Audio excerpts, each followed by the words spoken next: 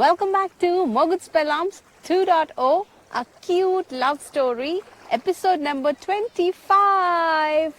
And ఈ రోజు ఈ ఎపిసోడ్ లో సర్ప్రైజ్ గురించి మాట్లాడుకోబోతున్నాం. ఏంటి నిన్నటి ఎపిసోడ్ లో ఏమో హీట్ మూమెంట్ లో ఉండి ఈరోజు సర్ప్రైజ్ అంటున్నాయంట అనుకుంటున్నారా? చెప్తా వినండి. సో రోజు లాగానే నేను అర్ధరాత్రి లేస్తున్నాను కదా 3ంటికి. అలా లేచి ఈ రోజు కూడా చదువుకుందామని నా రూమ్ నుంచి, మమ్మీ డాడీ నేను ఈ రూమ్లో పడుకుంటాం కదా, ఆ రూమ్ నుంచి అలారం కొట్టగానే నేను పక్క రూమ్కి వచ్చేసాను అనమాట. నాకు ఇది ఉంది, నా బ్రెయిన్లో ఒక అలారం ఉంటుంది. మరి ఎవరికైనా ఇలా వర్తిస్తుందో లేదో తెలియదు, కానీ నేను ఎప్పుడైనా పలానా టైంకి లేవాలనుకోండి, లైక్ 5 o'clock లేవాలనుకోండి, నాకు నిద్రపోతున్నా కూడా నా బ్రెయిన్ ఫంక్షనింగ్ లో ఉంటది అనుకుంటా. నా బ్రెయిన్ లో అలారం ఒకటి ఉంటది, అట్లీస్ట్ ఒక హాఫ్ అన్ అవర్ ముందే నాకు లేపేస్తుంది. అరగంట తర్వాత లేస్తావు నువ్వు లెగు అని నాకు ఉంది, ఇప్పటికీ ఉంది. అది చిన్నప్పటి నుంచి అలానే ఉంది. సో 3 o'clock నేను లేవాలంటే 2:30కే నాకు అలా మెలకు వచ్చేస్తుంది. నేను ముందే లేచి అలాంని ఆపేస్తా, ఇంకోళ్ళకి డిస్టర్బ్ జరగకుండా, డిస్టర్బ్ అవ్వకుండా. ఇప్పటికీ అది same process on going.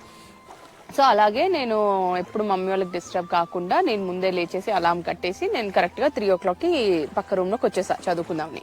So ప్రతిరోజు ఏం జరుగుతుంది, నేను 3ంటికి లేచి ఆ పిల్లాడికి నేను మెసేజో ఫోనో చేసి లెగు ఇంకా చదువుకుందాం అని చెప్పి లేపడం అలవాటు కదా.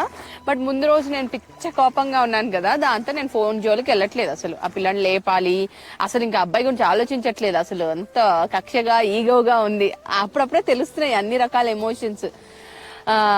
దాంతో నేను లేచెళ్ళి పక్క రూమ్లో కూర్చున్నా. కరెక్ట్గా రోజు నేను లేపాలన్నాను కదా, ఆ రోజు మటుకు నాకంటే ముందే లేచి సరిగ్గా 3ంటికి గుడ్ మార్నింగ్ అనే మెసేజ్ వచ్చింది. లేచాడు కావాలనుకున్నా, కానీ నేను చూసి ఇగ్నోర్ చేసా, పట్టించుకోలే. నా చదువు నేను చదువుకుంటున్నా. నేను అనుకుంటున్నాం కదా రోజు ఇంత పోర్షన్ ఫినిష్ చేసుకోవాలి ఎగ్జామ్స్, కానీ అది చదువుకుంటున్నా సిన్సియర్గా. కానీ లోపల ఉండుంటది కదా ఇంకా కోపం, అఫ్ కోర్స్ ఉంటది, ఎందుకు రిలేషన్ లో ఉన్నాం ఆల్రెడీ. ఇది ఒక కొత్త ఎమోషన్ ఇందులో తెలుసుకున్నది మేము కొత్తగా. జలసీలు, ఈగోలు, ఇవన్నీ అలగడాలు. దాంతో నేను చూసి కూడా మనసు ఉండుంటది అక్కడ, చదువు మీద ఎంత ఉన్నా కూడా ఇవ్వట్లేదు, ఇవ్వకూడదు అని నాకు నేను గుచ్చి చెప్పుకుంటున్నాను అనుకుంటా. సో నేను చూసి కూడా ఇగ్నోర్ చేశాను. ఒక 5 to 10 minutes తర్వాత ఏంటి లేచావా లేవలేదా అని ఇంకో మెసేజ్ వచ్చింది. చూసా, మళ్ళీ చూసి ఇగ్నోర్. ఇదేంటి అప్పట్లో మాకు అంతా ఇది టెక్స్ట్ మెసేజెస్ కదా, మనలాగా వాట్సాప్లు లేవు, బ్లూటిక్లు లేవు, మెసేజ్ డెలివర్డా రెడ్డా ఇవన్నీ ఏం తెలియదు అవతల వాళ్ళకి. సో క్యాజువల్ చదివానా లేదో తెలియదు. దాని తర్వాత అప్పుడు 10 నిమిషాల తర్వాత మళ్ళీ మెసేజ్ చేస్తే నేను అది కూడా పట్టించుకోలేదు, చదివి ఊరుకున్నా. నా పట్టికి నేను మళ్ళీ చదువుకుంటున్నా, బట్ ఆలోచిస్తున్నా బ్యాక్గ్రౌండ్ లో అనుకుంటా. అయిపోయిందా, సరిగ్గా ఇంకొక 5 to 10 minutes తర్వాత అరౌండ్ 3:20, 3:25 ఆ టైంకి ఫోన్ చేస్తున్నాడు. ఫోన్ చేయంగానే ఇట్లా గొయ్యని వైబ్రేషన్ చాలా వింతగా వస్తుంది అబ్బా ఈ 1100 ఫోన్ది. గొయ్యని రాగానే టక్కమని ఫోన్ కట్ చేసా. నేను 1-2 రింగ్స్కి ఇట్లా గుయ్యి అని ఎక్కడ వైబ్రేషన్కి వీళ్ళు లేస్తారా అన్న టెన్షన్తో నేను కట్టేసా. టక్మని కట్టేసేసరికి ఆ అబ్బాయికి అర్థం అవుతుంది కదా డెఫినెట్లీ నేను లేచాను, అమ్మాయి లేచింది అని అనుకున్నట్టున్నాడు. మళ్ళీ ఫోన్ చేయలేదు కాసేపు. నేను కట్ చేసి నేను నీతో మాట్లాడను అన్నట్టుగా నేను వదిలేసి ఊరుకున్నా. తర్వాత ఎగ్జాక్ట్లీ అరౌండ్ 3:35, 3:40 ఆ టైంకి ఒక మెసేజ్ వచ్చింది. ఏంటి, కమ్ అవుట్ సైడ్ అని మెసేజ్ వచ్చింది. నాకేం అర్థం కాలేదు, చదివాను.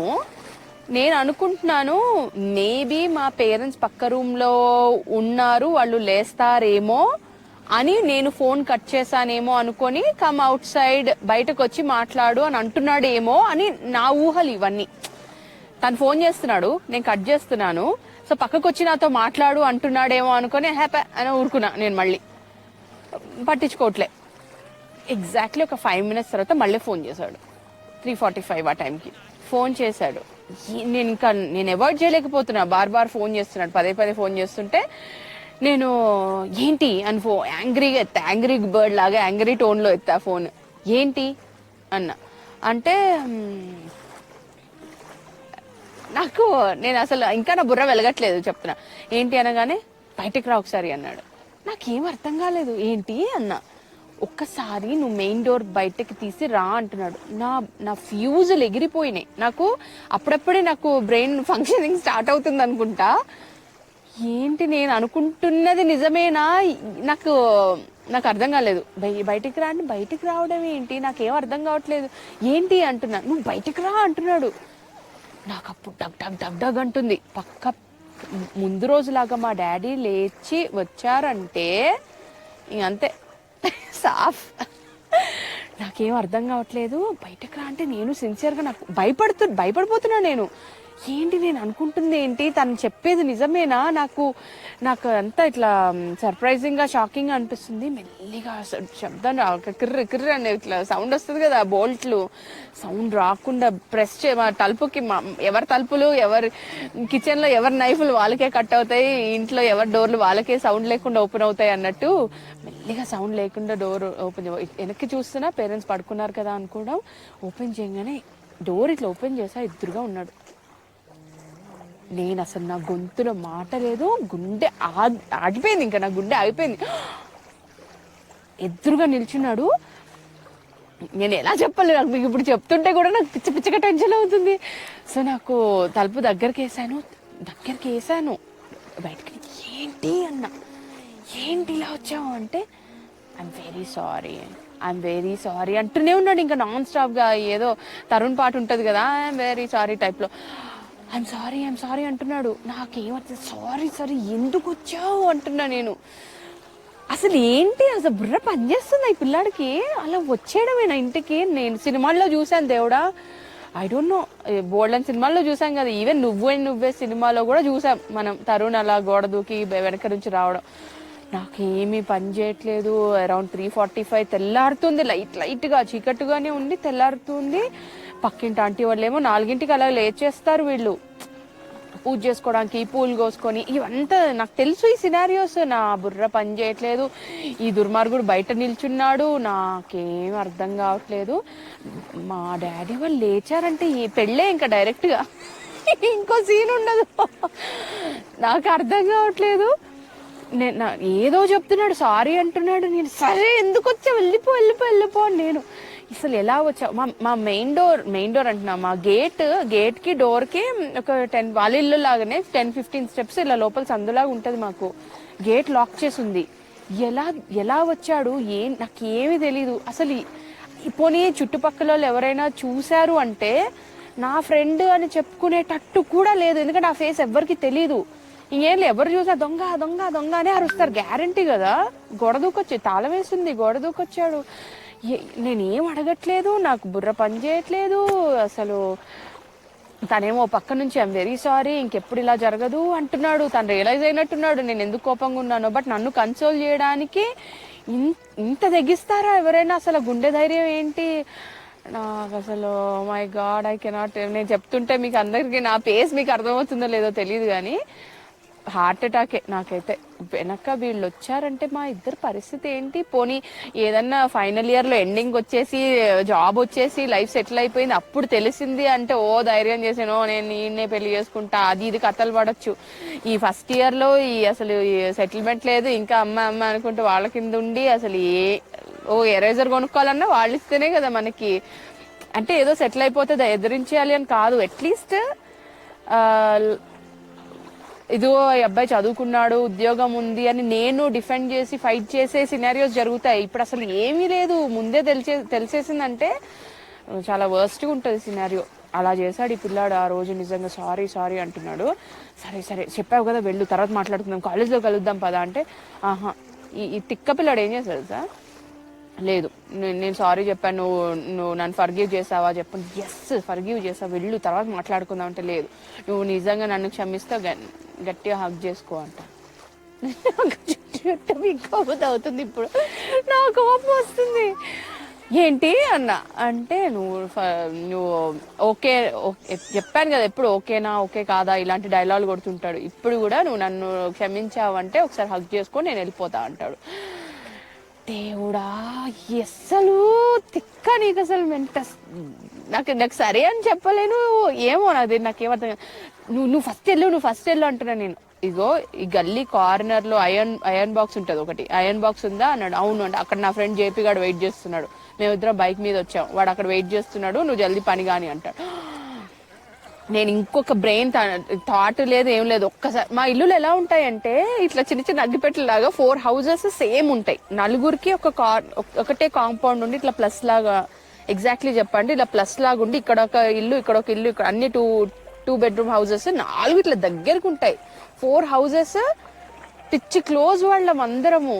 ఏ కార్నర్ లో బిల్డింగ్ పైకి వచ్చినా ఈ కార్నర్ కి చిన్న చప్పుడు వచ్చినా అందరు చూస్తారు. అలాంటిది మా గల్లీలో మా గోడ దగ్గర నిల్చొని జస్ట్ మెయిన్ డోర్ బయట ఇద్దరం ఇటు ఎదురుబడి నిల్చొని నువ్వు హక్ చేసుకో అప్పుడు సారీ అని నేను నమ్ముతా అంట. పెద్ద హీరో. నేను ఇంకో ఆలోచన లేదు, నువ్వు ఎల్లగొట్టాలని చెప్పి. నేను కూడా ఫస్ట్ టైం, నేను లాస్ట్ టైం అతను హక్ చేసుకున్నాడు కదా, ఈసారి నేను హక్ చేసుకొని ఒక 2 days చాలు వెళ్ళు ఇంకా తర్వాత మాట్లాడుకుందాం వెళ్ళాను అమ్మయ్య అని చెప్పేసి మా గేట్ నుంచి వెళ్ళలే. అప్పుడు అర్థమైంది నాకు ఎలా వచ్చాడని. మా పక్కింటి ఆంటీ వాళ్ళ గోడ దూకి వచ్చాడు. నిజంగా ఎవరైనా చూసారంటే ఇంకా దొంగ డెఫినెట్ గా దొంగ పట్టుబడి కుమ్మి పెట్టేవాళ్ళు. దొరుకుంటే పచ్చడి చేసేవాళ్ళు మా కాలనీ వాళ్ళందరూ. అసలు ఆ ధైర్యం ఏంటో సరే వెళ్ళగొట్టేసా, అతన్ని వెళ్ళగొట్టేసా. ఎలా వెళ్తాడో, ఫ్రెండ్ చేరుకుంటాడో ఇదంతా పక్కన పెడితే నా సీన్, నేను తలుపు తీసి లోపలికి వెళ్ళాలంటే నాకు డగ్ అంటుంది. ఎందుకంటే తలుపు తీయగానే మా డాడీ వాళ్ళు హలో సర్ప్రైజ్ అని వాళ్ళు అన్నారు అనుకో, నేను మామూలుగా ఉండదు. నాకు లోపలికి వెళ్ళే వరకు నాకు హార్ట్ అటాక్. నేను మెల్లిగా తలుపు తీస్తున్నా. తలుపు తీయగా మాకు ఇక్కడే కిటికీ ఉంటుంది మెయిన్ డోర్ పక్కనే. అందులోంచి ఇలా చూసిన డౌట్ వచ్చి అసలు ఏం జరిగినా డెడ్ నేను ఆ రోజు అంతే. దేవుడి దయ వల్ల ఆ రోజు నేను మెల్లిగా తలుపు తీసాను. ఫస్ట్ నేను నా బెడ్రూమ్ లోకి వెళ్ళకుండా ఫస్ట్ వీధ బెడ్రూమ్ లోకి వెళ్ళి చూసి ఇద్దరు గురకబెట్టి నిద్రపోతున్నారు. అమ్మయ్య నేను అప్పుడు పీస్ఫుల్ గా బ్రీత్ తీసుకొని తర్వాత మళ్ళీ నా బెడ్రూమ్ లోకి వెళ్ళి కూర్చొని మళ్ళీ ఆ పిల్లోడి కోసం ఫోన్ కోసం వెయిట్ చేస్తున్నా. నేను ఒక ఫ్యూ సెకండ్స్ లైక్ 1-2 minutes లో వెంటనే ఫోన్ మోగగానే అసలు అవతల నుంచి ఏం రెస్పాన్స్ వస్తుందో, సేఫ్ గా వెళ్ళాడా లేదా అని టెన్షన్. 2 minutes లో ఫోన్ వచ్చింది. టక్మన్ ఫోన్ ఎత్తగానే ఏంటి అంటున్నాడు, హై ఏమి ఐ సేఫ్ అంటున్నాడు. నాది సేఫే, నీ సంగతి ఏంటి అన్న. నేను జేపీ గడు ఉన్నాడు, ఇద్దరం సేఫ్ గా ఉన్నాం, బండి ఎక్కేసాము అన్నాను. అప్పుడు నిజంగా హార్ట్ రేట్ మళ్ళీ నార్మల్ గా కొట్టుకోవడం స్టార్ట్ అయింది. కానీ అదంతా నా ఆర్గాన్స్ కి నాకు అర్థం చేసుకొని ఇదంతా ప్రాసెస్ చేసుకునేసరికి టైం పట్టింది. మీ అందరూ అసలు వింటుంటే మీ హార్ట్ రేట్ ఎలా ఉందో నాకు తెలియదు, కానీ ఎక్కడ పట్టుబడలేదు. మా పేరెంట్స్ దగ్గర కానీ యువతల బయట కాలనీ మెంబర్స్ దగ్గర కానీ అతను దొరికిపోవడం ఇలా ఏం జరగలేదు. దేవుడి దయ వల్ల వాళ్ళిద్దరు కలిసి ఇంకా వెళ్ళిపోతున్నారు. మాట్లాడుతున్నాడు నాతో, సరే మరి నేను జేపీ చార్మినార్ వెళ్తున్నామని అన్న. తెల్లారుజాము 4 అవుతుంది చార్మినార్. అది రోజా టైమ్ ఆ 40 days జరుగుతుంది కదా రంజాన్ టైంలో. అప్పుడు జేపీ అన్న తర్వాత చెప్తాను పెద్ద స్టోరీ జేపీ అన్న గురించి. హిజ్ బెస్ట్ ఫ్రెండ్ అనమాట, చైల్డ్హుడ్ నుంచి దోస్తులు, జిగ్రీ దోస్తులు ఇప్పటికీ కూడా. మాకు అన్నిట్లో మా జేపీ అన్నే పెద్ద. అసలు we love him so much. మా లైఫ్స్ లో ఒక ఇంపార్టెంట్ పర్సన్ అంటే జైపాల్ రెడ్డి. నేను జేపీ అన్న అని పిలుస్తాను. బోల్డ్ అని ఎపిసోడ్స్ లో వస్తాడు ఫ్యూచర్ లో, గుర్తుపెట్టుకోండి జేపీ అన్నని. సో జేపీ అన్నను బాబీ తిను ఇద్దరు కలిసి చార్మినార్ వెళ్తున్నాం అన్నారు. చార్మినార్ ఏంటి ఈ పూట అంటే హలీం తినాలి అంట. అబ్బో అనుకున్నా. అయితే మరి కాలేజ్కి రావా అన్న. అయితే లేదు మేము ఒక బండే కదా, వాళ్ళకి రెడ్ పల్సర్ ఉండేది ఒకటి జేపీ అన్నకి, వాళ్ళు ఆ బండి మీద పిచ్చగా తిరిగేవాళ్ళు. లేదు తినేసి ఇంటికి వెళ్ళిపోయి ఫ్రెష్ అయిపోయి వస్తాను కాలేజ్కి, నీకు తీసుకురానా హలీం అని అడిగాడు. వద్దు అన్న, ఎందుకంటే మా ఇంట్లో ఎప్పుడు హలీం మా డాడీ తీసుకురాలేదు, మాకు అలవాటు లేదు. అసలు నేను కనీసం చూడలేదు కూడా హలీంని ఎప్పుడు. హైదరాబాద్ లో పుట్టి పెరిగాను కానీ లిటరలీ నేను హలీంని ఎప్పుడు చూడలేదు, ఎందుకంటే తీసుకురాలేదు కాబట్టి మా డాడీ. ఒక్కసారి నాకు ఎలా గుర్తు అంటే పక్కింటి అంకుల్ వాళ్ళు మాకు తీసుకొచ్చి ఇచ్చారు, చేతక్క వాళ్ళని. వాళ్ళు ఇస్తే మేము ఓపెన్ కూడా చేయలేదు, బట్ హలీం అనగానే నాకు తెలుసు అసలు ఆ టెక్స్చర్ ఎలా ఉంటుంది. మొత్తం ఇట్లా చికెన్ పేస్ట్ కానీ మటన్ పేస్ట్ కానీ ఇలా చేస్తారని విన్నాను, బట్ చూడలేదు. ఎందుకంటే ఏమో నచ్చేది కాదు, దాంతో ఎప్పుడు నేను ఇష్టపడలేదు, ఆ టాపిక్ రాలేదు మా ఇంట్లో. ఈ అబ్బాయి నీకు తీసుకొస్తాను ట్రై చేయి అన్నాను. వద్దు ప్లీజ్ సారీ వద్దు అని అన్నా. నువ్వు తినేసాయని చెప్పా. సో వాళ్ళు ఆ రోజు అలా వెళ్ళారు చార్మినార్, హలీం తినేసి రిటర్న్ వచ్చి ఇంటికి వచ్చి మళ్ళీ స్నానం చేసుకొని ఫ్రెష్ గా రెడీ అయ్యి వెళ్ళి ఎల్బీనగర్ బస్ స్టాండ్ లో నా కోసం రెగ్యులర్ టైంలో వెయిట్ చేస్తూ ఉన్నాడు. సో ఆ రోజు అలాగా మొత్తానికి నాకు ఒక సర్ప్రైజింగ్, షాకింగ్ అండ్ మెమరబుల్ కూడా. ఈ రోజుకి ఈ ఎపిసోడ్ నాకు ఇంత హార్ట్ రేంజ్ని పెంచింది అంటే అంత షాకింగ్గా ఇచ్చాడు నాకు ఆ రోజు. బాబోయ్, అది ఫస్ట్ టైం, ఎప్పుడు జరగలేదు. ఆ తర్వాత మళ్ళీ అలాగా ఆ గుండె ధైర్యానికి ఓ దండం.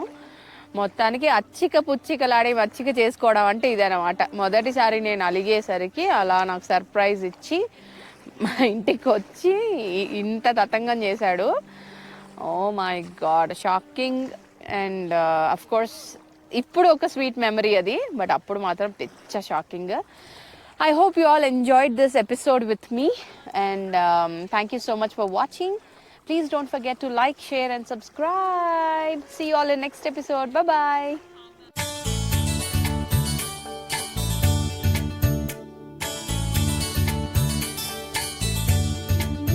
అండ్ ఈరోజు ఈ బ్యూటిఫుల్ ఎపిసోడ్లో నేను మీ అందరి కోసం తీసుకొచ్చిన ఒక wonderful melody from the movie Padmavyuham. చాలా చాలా ఇష్టం నాకు ఈ పాట. మీ అందరి కోసం. నిన్నై కలవరింత లేదులే, నేడు చిరుగాలేదో అందిలే, ఇది ప్రేమ అందున వయసే పులకరించిన, హృదయం కరిగిపోయినా ఓ మనసా. నిన్నై కలవరింత లేదులే, నేడు చిరువాలేదో అందిలే, ఇది ప్రేమ అందున వయసే పులకరించిన, హృదయం కరిగిపోయినా ఓ మనసా. I hope you all enjoyed this song. See you all in next episode. Bye bye.